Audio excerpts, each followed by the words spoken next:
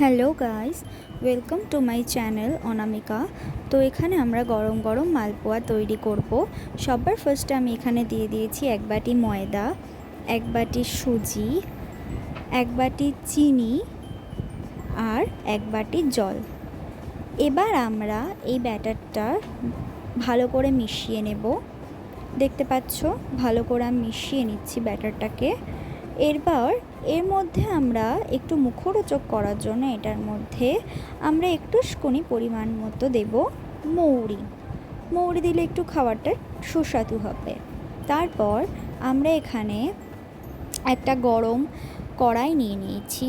সেই গরম কড়াইটার মধ্যে তেল গরম করে নেব। তারপর তোমরা দেখতে পাচ্ছ এখান থেকে ধোঁয়া উঠছে। তারপর আমরা এক এক করে ব্যাটারগুলো এই কড়াইতে ছেড়ে দেব।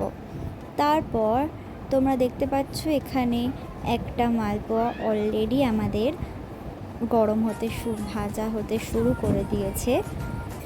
তো আমার ভাজা হয়ে গেছে একটা। এবার আমরা এভাবেই ঠিক সেম এভাবে অনেকগুলো মালপোয়া তৈরি করে নেব। তো দেখতেই পাচ্ছ এখানে আমার অনেকগুলো মালপোয়া তৈরি হয়ে গেছে। এরপর আমরা এটা সুন্দর করে পরিবেশন করে দেব। তো দেখো গাইস, কত দেখতে ভালো লাগছে।